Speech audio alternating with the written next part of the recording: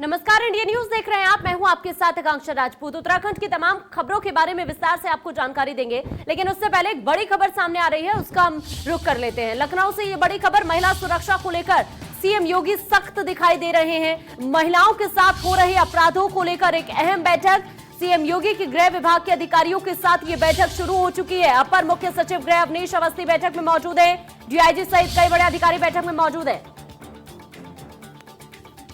ये बड़ी खबर से हम आपको रूबरू करा रहे हैं। लखनऊ से ये बड़ी जानकारी आप तक हम पहुंचा रहे हैं। महिलाओं के खिलाफ जिस तरह से अपराध बढ़ रहा है, उसको देखते हुए सीएम योगी की सख्ती देखने के लिए मिल रही है। ये बड़ी जानकारी आप तक हम पहुंचा रहे हैं। बैठक चल रही है इस वक्त महिलाओं के साथ हो रहे अपराध को लेकर। ये बैठक काफी अहम है। दरअसल सीएम योगी के गृह विभाग के अधिकारियों के साथ ये बैठक हो रही है, शुरू हो चुकी है बैठक। अपर मुख्य सचिव गृह अवनीश अवस्थी बैठक में मौजूद है। डीआईजी सहित कई बड़े अधिकारी भी बैठक में मौजूद है। ये बड़ी जानकारी से हम आपको रूबरू करा रहे हैं। ये बड़ी खबर इस वक्त आपकी टीवी स्क्रीन पर। लखनऊ से महिला सुरक्षा को लेकर सीएम योगी की सख्ती देखने को मिल रही है। और इसी कड़ी में आपको ये बता दें कि जिस तरह से महिलाओं के साथ अपराध बढ़ रहे हैं, उसको लेकर अहम बैठक कर रहे हैं सीएम योगी आदित्यनाथ। गृह विभाग के अधिकारियों के साथ ये बैठक फिलहाल चल रही है, जिसमें अपर मुख्य सचिव गृह अवनीश अवस्थी भी मौजूद हैं। डीआईजी सहित कई बड़े अधिकारी भी बैठक में मौजूद हैं। ये बड़ी जानकारी से रूबरू हम आपको करा रहे हैं। ये इस वक्त की बड़ी खबर लखनऊ से आपकी टीवी स्क्रीन पर। महिला सुरक्षा को देखते हुए सीएम योगी की तरफ से ये बैठक की जा रही है। पूरी सख्ती देखने को मिल रही है। महिलाओं के साथ जो अपराध हो रहा है, उसको लेकर ये बैठक काफी अहम हो जाती है। गृह विभाग के अधिकारियों के साथ ये बैठक कर रहे हैं सीएम योगी आदित्यनाथ, जिसमें अपर मुख्य सचिव गृह अवनीश अवस्थी भी मौजूद हैं। और इसके अलावा अगर हम जिक्र करें, डीआईजी सहित कई बड़े अधिकारी भी बैठक के अंदर मौजूद है। बड़ी जानकारी से हम रूबरू करा रहे हैं। लखनऊ से ये बड़ी जानकारी आप तक हम पहुंचा रहे हैं। सीएम योगी की सख्ती देखने के लिए मिल रही है, क्योंकि लगातार एक के बाद एक कई गैंगरेप की वारदात भी उत्तर प्रदेश से सामने आई है। और जिस तरह से ये महिलाओं के खिलाफ अपराध बढ़ रहा है, उसको देखते हुए अब सीएम योगी ने सख्ती बरत ली है। और इसी कड़ी में ये बैठक कर रहे हैं सीएम योगी अधिकारियों के साथ, जिसमें अपर मुख्य सचिव गृह अवनीश अवस्थी भी इस बैठक में मौजूद है। इसी बीच हरिद्वार से बड़ी जानकारी आप तक पहुंचाते हैं। दरअसल सोने की अंगूठी के लालच में हत्या कर दी जाती है। दोस्त ने ही दोस्त की हत्या कर दी है। दोस्त को शराब पिलाकर हत्या की वारदात को अंजाम दिया गया और पुलिस ने फिलहाल आरोपी को गिरफ्तार कर लिया है। जांच में अंगूठी पीतल की निकली है। शहर कोतवाली का ये मामला बताया जा रहा है, जहां पर एक दोस्त ने अपने दोस्त की हत्या कर दी है। हालांकि पुलिस ने आरोपी को गिरफ्तार जरूर कर लिया है, लेकिन एक अंगूठी की वजह से, अंगूठी के लालच में ये दोस्त ने अपने ही दोस्त की हत्या कर दी है और ये अंगूठी पीतल की निकली। उधर हल्द्वानी में 3 बच्चों को जहर देने का मामला सामने आ रहा है। बेस अस्पताल में भर्ती हैं पिता की मौत भी हो गई है। 3 बच्चों की हालत गंभीर फिलहाल बताई जा रही है। नौकरी जाने से परेशान ये बताया जा रहा है मृतक। अल्मोड़ा के सीमांत गांव का ये मामला बताया जा रहा है। ये बड़ी जानकारी से रूबरू हम करा रहे हैं। हल्द्वानी से ये बड़ी खबर, जहां पर 3 बच्चों को जहर देने का मामला सामने आ रहा है। हालांकि बेस अस्पताल में भर्ती पिता की मौत हो चुकी है, लेकिन जो ये 3 बच्चे, ये फिलहाल इनकी स्थिति नाजुक बनी हुई है। 3 बच्चों को जहर देने का ये पूरा मामला, जिसमें पिता की मौत हो चुकी है, अस्पताल में भर्ती थे। बेस अस्पताल में ये पिता भर्ती थे, जिसकी मौत हो गई है। मसूरी के शिपनकोट से बेघर हुए 84 परिवारों को कांग्रेस कार्यकर्ताओं ने राशन वितरित किया। इस मौके पर उत्तराखंड कांग्रेस महामंत्री मनमोहन सिंह मल्ल ने शिपनकोट से बेघर हुए लोगों को विस्थापित करने को लेकर आने वाले विधानसभा सत्र में नेता प्रतिपक्ष इंदिरा हृदयेश ने प्रश्न पूछे जाने की बात कही। उन्होंने कहा कि शिपनकोट से 84 परिवारों को सरकार ने बिना विस्थापित किए बेघर कर दिया है। परिवार के सदस्य पार्किंग और सड़कों पर सोने को मजबूर है, लेकिन इस और कोई भी ध्यान नहीं दे रहा है। पालिका अध्यक्ष और विधायक गणेश जोशी लगातार शिपनकोट के लोगों को विस्थापन करने को लेकर राजनीति कर रहे हैं, लेकिन धरातल पर कोई भी काम नहीं कर रहा है।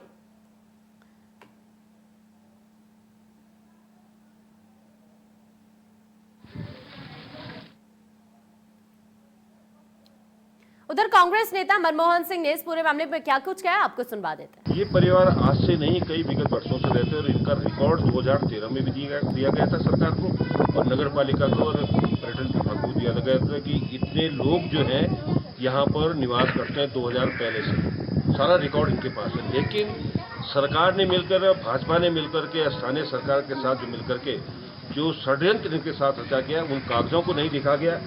और कहीं भी हाईकोर्ट के न तो कोई ऐसे आदेश थे कि इनको जो है आज ही यहाँ से इनके मकान को तोड़ा जाए और इनको जो है कहीं बेघर कर दिया जाए। तो लेकिन इन लोगों की दादागिरी, भाजपा की दादागिरी, भाजपा के चाहे विधायक हो, चाहे कोई भी व्यक्ति हो, सरकार के आदमी हो, किसी ने इसमें अपनी कोई ऐसी कानूनी बात नहीं रखी जिससे कि इन लोगों को कम से कम समय मिलता और इन लोगों को कहीं पहले विस्थापन की बात। उधर मसूरी में लगातार पर्यटकों की संख्या बढ़ने से स्थानीय लोगों के और व्यापारियों के चेहरे खिल गए हैं। लॉकडाउन से ठप पड़े व्यापार और पर्यटन गतिविधियों में लगातार उछाल देखी जा रही है, जिससे पर्यटन से जुड़े लोग काफी उत्साहित हैं। पिछले 2 हफ्ते से लगातार वीकेंड पर पर्यटकों की आमद बढ़ रही है, तो उससे पर्यटन से जुड़े व्यापार में लगातार वृद्धि हो रही है। मसूरी आए पर्यटक भी मसूरी के ठंडे मौसम का जमकर लुत्फ उठा रहे हैं। सरकार द्वारा छूट देने के बाद घूमने आए लोग प्राकृतिक सौंदर्य और मौसम का आनंद ले रहे हैं।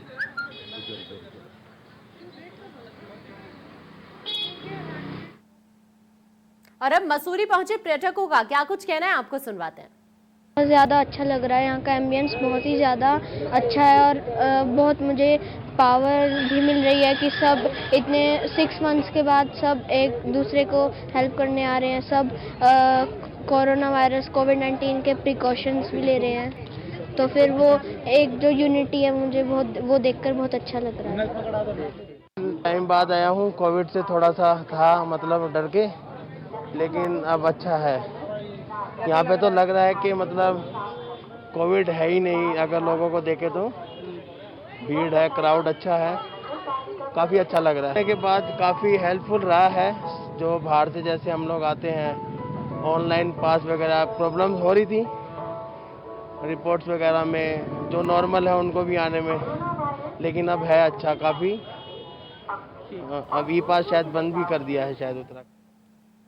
उधर 18 महीने में रकम दोगुनी करने का लालच देकर कोटद्वार के हजारों लोगों से करोड़ों की ठगी का मामला सामने आया है। मामले में पुलिस ने कोटद्वार के 4 युवकों समेत यूपी के 3 लोगों के खिलाफ धोखाधड़ी का मुकदमा दर्ज कर लिया है। मामले में ठगी का शिकार हुए लोगों की तहरीर के आधार पर मुकदमा दर्ज किया गया है। पुलिस पूरे मामले की जांच पड़ताल में जुट गई है। तो रकम दोगुनी करने के नाम पर यह ठगी की गई। हालांकि पुलिस ने इस मामले में 7 लोगों को गिरफ्तार कर लिया है। इस मामले में एसएचओ नरेंद्र सिंह बिष्ट का क्या कुछ कहना है, आपको सुनवाते हैं। जी हैं, डिफेंस कॉलोनी कोटद्वार में रहते हैं। इनके द्वारा एक प्रार्थना पत्र दिया गया था, एसटीएफ को भी दिया गया था। वहाँ पे भी उन लोगों ने इसकी पूरी जांच पड़ताल करके हमारे एक लेटर आए और ये आए और इनके तहरीर पर 6 लोगों के खिलाफ मुकदमा पंजीकृत किया गया है। इसमें 2-3 तो लोकल के हैं जो उनके प्रमोटर बने होंगे और 2-3 बाहर के हैं। तो जनरली इनकी मोडस ऑपरेंडी ये थी, 2017 से ये लोग आते थे, अलग अलग जगह अपना सेमिनार करते थे, लोगों को प्रलोभन देते थे कि 18 महीने में आपके पैसे दुगने हो जाएंगे। कई लोगों ने, यही नहीं कई और लोगों ने भी इसमें अपने अपने पैसे इन्वेस्ट करे और कुछ उनको किस्तें मिली, उसके बाद ये बंद हो। उधर उत्तराखंड में कोरोना संक्रमितों का आंकड़ा 54,000 के पार पहुंच गया है। बीते 24 घंटे में 704 नए संक्रमित मरीज मिले हैं। वहीं 1239 मरीजों को स्वस्थ होने के बाद डिस्चार्ज कर घर भेजा गया है। पिछले 5 दिनों से प्रदेश में संक्रमितों की तुलना में ठीक होने वाले मरीजों की संख्या ज्यादा है। वहीं कोरोना से अब तक 716 लोगों की मौत हो चुकी है। देहरादून जिले में सबसे ज्यादा 242 कोरोना संक्रमित मिले हैं। नैनीताल में 73, रुद्रप्रयाग में 70, उधम सिंह नगर में 66, पौड़ी में 66, हरिद्वार में 50, उत्तरकाशी में 31, पिथौरागढ़ में 20, बागेश्वर में 20, चमोली में 19, टिहरी में 18, अल्मोड़ा में 17, चंपावत में 12 कोरोना मरीज मिले हैं।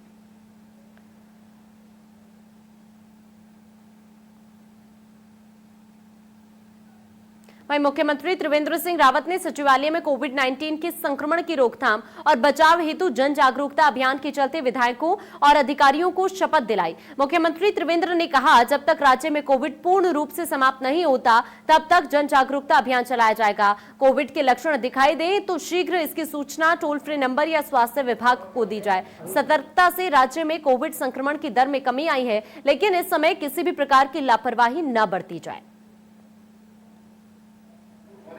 देखिए, अभी कोविड महामारी है, उसको लेकर सतत जागरूक रहने की आवश्यकता है। आजकल जो आंकड़े आ रहे हैं निश्चित रूप से कुछ सुकून देने वाले हैं, लेकिन अगर लापरवाही हमने बरती तो कभी भी ये समस्या विकराल हो सकती है। इसलिए माननीय प्रधानमंत्री जी ने सभी देशवासियों को आह्वान किया कि हम सतर्क रहें, हम स्वयं जागरूक रहें, अपना भी ख्याल रखें, अपने साथ वालों का भी ख्याल रखें और मास्क और 2 गज की दूरी, इन दोनों का हम लोग। प्रधानमंत्री मोदी के आह्वान पर विधानसभा अध्यक्ष प्रेमचंद अग्रवाल ने अधिकारियों और कर्मचारियों को 6 सूत्रीय कोरोना से बचाव की शपथ दिलाई। प्रेमचंद अग्रवाल ने कहा कि कर्मचारियों को अपने और परिवार के साथ साथ समाज को बचाने की भी शपथ ली और सभी से आग्रह किया कि इसे मात्र शपथ तक सीमित न करके आचरण में भी धारण करें। अभियान के लिए अध्यक्ष ने पीएम मोदी को बधाई भी दी। पीएम मोदी के आह्वान पर यह शपथ दिलाई गई और अधिकारियों ने कोरोना बचाव से ये शपथ ली।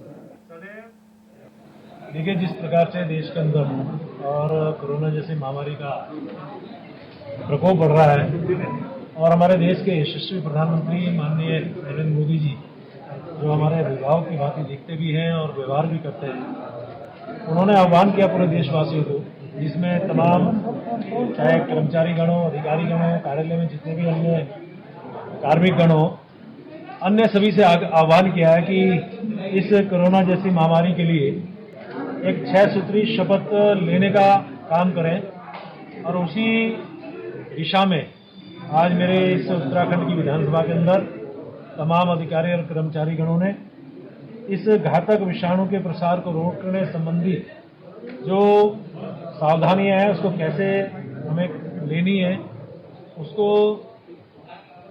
दूर करने के लिए, उससे बचने के लिए, जैसा उन्होंने पहले भी कहा था कि बचाव ही इसका उपाय है, उस प्रकार के 6 सूत्री जो शपथ है हमने ली है।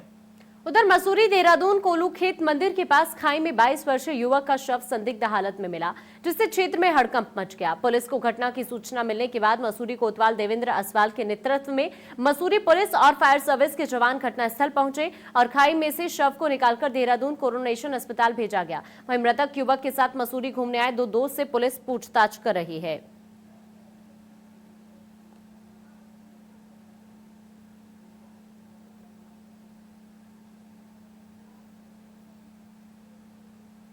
हरिद्वार में कुंभ से पहले संतों की आवाभगत में लगी सरकार की जमकर किरकिरी हुई है। दरअसल एनजीटी के आदेश के बाद हरकत में आए प्रदूषण नियंत्रण बोर्ड ने हरिद्वार के आश्रमों को एसटीपी लगाने के नोटिस भेज दिए हैं।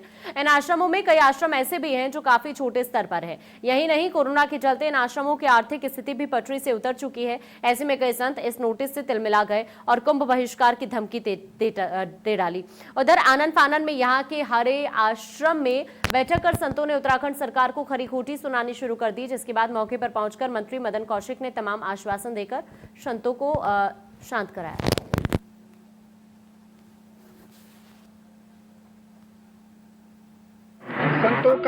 संतों की जो नाराजगी थी, संतों का जो एक स्वभाव आज ऐसा दिखाई पड़ा, वो इसलिए कि प्रदूषण बोर्ड का एक नोटिस आज के 2-3-4 साल पहले आया था संतों को, आज वापस आया है कि हर संतों को सीवरेज का टैक्स देना होगा, हर संतों को सीवरेज से जुड़ना होगा। मुझे लगता है कि टैक्स की जो बात है वो गलत है। संत इस बात से नाराज नहीं है कि हमें सीवरेज, हमारे आश्रम सीवरेज से जुड़ें। हमें टैक्स देने में आपत्ति है, बट टैक्स नहीं देंगे क्योंकि कोविड-19 की जो घटनाएं हैं आज पूरी दुनिया उसको ले करके, तो वो उससे कहीं न कहीं पूरा देश ही नहीं पूरी दुनिया त्रस्त है। कुछ कांग्रेस के ऐसे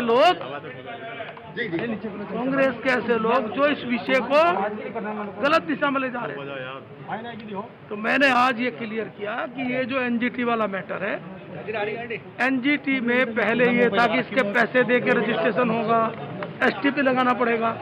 राज्य सरकार कोर्ट गई, कोर्ट में कहा कि हमारे यहाँ जहाँ सीवरेज है वहाँ इसकी छूट दे दी जाए। एनजीटी में इस छूट को हमारी मान लिया गया और अब हम जो हमारे आश्रम है उनमें एसटीपी जहाँ सीवरेज है नहीं लगाना पड़ेगा।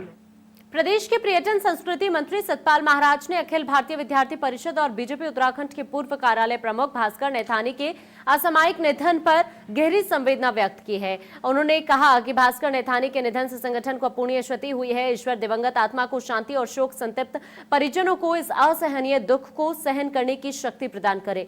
उन्होंने कहा कि स्वर्गीय भास्कर नैथानी एक सरल और मृदु स्वभाव के व्यक्ति थे। उन्होंने संगठन मंत्री रहते अखिल भारतीय विद्यार्थी परिषद में सक्रियता के साथ अपनी भूमिका का निर्वहन किया। मन से भास्कर नैथानी जी जो हमारे बीच में नहीं रहे, उनके शोक संतप्त परिवार को संवेदना प्रकट करता हूं। भगवान से प्रार्थना करता हूं कि उनकी आत्मा को शांति मिले। अचानक हमें छोड़कर के वो चले गए, हृदय को बहुत कष्ट हो रहा है। इस दुख की घड़ी में उनके परिवार के साथ हम लोग सब खड़े हैं। मैं ईश्वर से प्रार्थना करता हूं उनकी आत्मा को शांति मिले। हाल ही में संसद में पारित हुए कृषि विधेयकों का विरोध अब भी जारी है। कांग्रेस पार्टी लगातार इन विधेयकों का किसान विरोधी बताकर सरकार को घेरने की कोशिश में जुटी है। हरिद्वार के प्रेस क्लब में पत्रकार वार्ता करने पहुंचे किसान कांग्रेस के नेताओं ने जानकारी देते हुए बताया कि प्रदेश अध्यक्ष प्रीतम सिंह के नेतृत्व में रविवार को किसान बचाओ खेती बचाओ रैली निकालेंगे। रैली लालढांग के गांधी चौक से श्यामपुर तक निकाली जाएगी। कृषि विधेयकों के विरोध में निकलने वाले इस रैली में बड़ी संख्या में किसान और किसान नेता शामिल होंगे। किसान कांग्रेस के नेता राजीव चौधरी ने कहा कि केंद्र सरकार किसान विरोधी नीतियां अपना रही है। किसानों को साथ लेकर इसे काले कानून को वापस लेने के लिए सरकार पर दबाव बनाएंगे। हम लोग माननीय प्रदेश अध्यक्ष प्रीतम सिंह जी के नेतृत्व में लालढांग गांधी चौक से एक किसान बचाओ खेती बचाओ यात्रा हम चालू कर रहे हैं। और जो भारत सरकार द्वारा किसान बिल के रूप में एक काला कानून पास किया गया है, उस कानून के खिलाफ हम सब लोग किसान को जागृत करके और लामबंद करके सरकार पर दबाव बनाएंगे कि ये बिल। हल्द्वानी के बुद्ध पार्क में कांग्रेस कार्यकर्ताओं ने प्लाज्मा और प्लेटलेट के मूल्य निर्धारण पर प्रदर्शन किया। सरकार के शासनादेश की कॉपियां जलाकर विरोध किया। कार्यकर्ताओं ने सरकार के खिलाफ जमकर नारेबाजी की। कार्यकर्ताओं ने कहा, कोरोना काल में इस तरह का शासनादेश जारी करना बेहद शर्मनाक है और कांग्रेस पार्टी इसका पुरजोर विरोध करती है।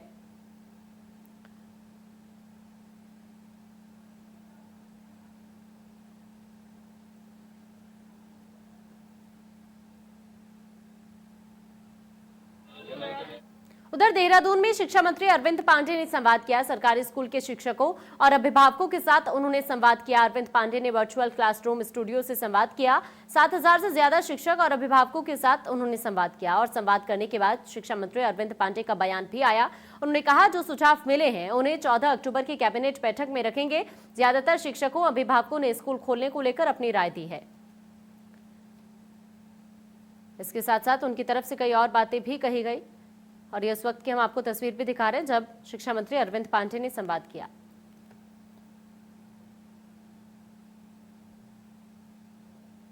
उधर रुड़की के सिविल लाइंस स्थित एक होटल में CBSE affiliated school educative society द्वारा पत्रकार वार्ता का आयोजन किया गया, जिसमें अध्यक्ष कुलदीप त्यागी ने कहा कि स्कूल खोले जाने के लिए सरकार की गाइडलाइंस का इंतजार है। स्कूल हर स्थिति के लिए तैयार है। सरकार द्वारा जारी गाइडलाइन के अनुसार स्कूल में बच्चों को शिक्षा देने के लिए तैयार है। स्कूल में अगर एक भी बच्चा आएगा तो उसके लिए क्लास लगाई जाएगी। इस दौरान ऑनलाइन क्लासेस भी जारी रहेंगी। उन्होंने बताया कि कोरोना काल में स्कूल संचालक आर्थिक रूप से बहुत प्रभावित हुए, लेकिन उसके बावजूद भी उन्होंने शिक्षा को प्रभावित नहीं होने दिया है। उन्होंने कहा कि सरकार की जो भी गाइडलाइन होगी स्कूल को उसी के अनुसार संचालित किया जाएगा। साथ ही उन्होंने ये भी कहा कि कुछ अभिभावक बच्चों को स्कूल भेजे जाने से डर रहे हैं। उन्हें स्कूल के इंतजाम दिखाए जाएंगे और अगर उसके बाद भी वो नहीं मानते तो ऑनलाइन क्लासेस जारी रहेंगी।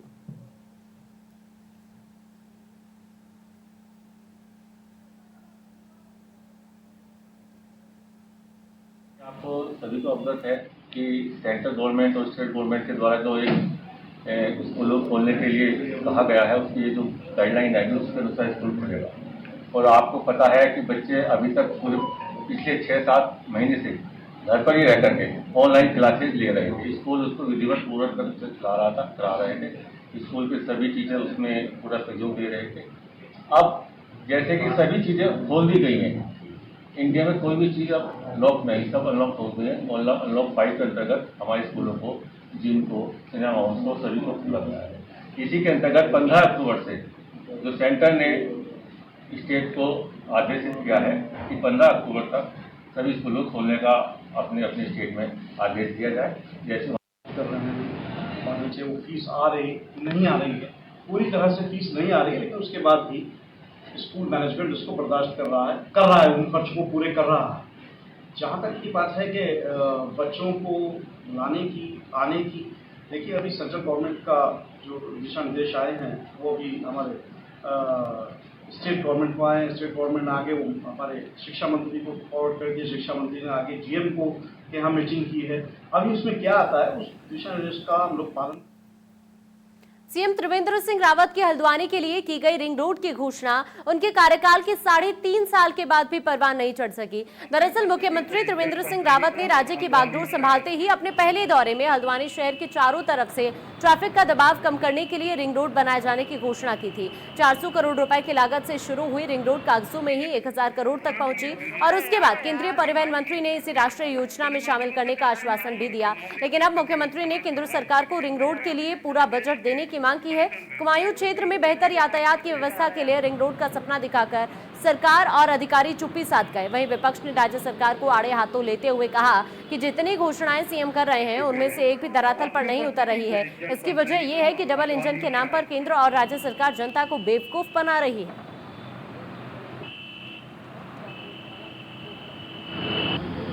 जो रिंग रोड मैंने बताया आपके 1822 करोड़ रुपए की ये रिंग रोड बनेगी, जिसमें लगभग 500 करोड़ से अधिक रुपया केवल जो मुआवजा देने पे जो लगेगा वो उस पर खर्च होगा। बाकी से सड़क का निर्माण किया जाएगा, जो तमाम तरह की यूटिलिटी हैं, डक्ट्स बनेंगी जिसके माध्यम से भविष्य में फिर सड़कों को फाटना न पड़े। क्या चल रहा है?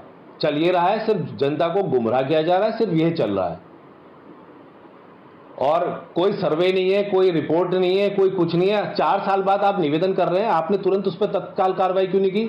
अब 1 वर्ष रह गया चुनाव को, तो आपको अब सारी घोषणाएं याद आ रही हैं और उसमें भी आप लीपापोती करने में लगे हुए हैं। तो ये जनता के साथ भद्दा मजाक बिल्कुल कदापि बर्दाश्त नहीं है और जो है जनता मांग करती है आपसे, जितनी आपने पुरानी घोषणाएं करी है उनको पूरा करिए। देखिए ये 3.5 साल हो गए सरकार को इस प्रदेश में बने हुए और हमारे मुख्यमंत्री जी जिस तरह पहली बार हमारे नैनीताल में आए तो उन्होंने घोषणा की थी कि हल्द्वानी शहर में रिंग रोड बनाएंगे। तो ये भारतीय जुमला पार्टी है, सिर्फ उनके चाहे वो केंद्र सरकार हो, जो मोदी के भी आपने बहुत सी घोषणाएं सुन ली थी और वही हम त्रिवेंद्र सिंह रावत जी की बात करते हैं। अगर जितनी घोषणाएं इन्होंने की हैं अभी तक कोई भी घोषणा इनकी उजागर नहीं हुई है। और इस बुलेटिन में फिलहाल इतना ही। देश दुनिया के बाकी खबरों के लिए आप बने रहिए हमारे साथ।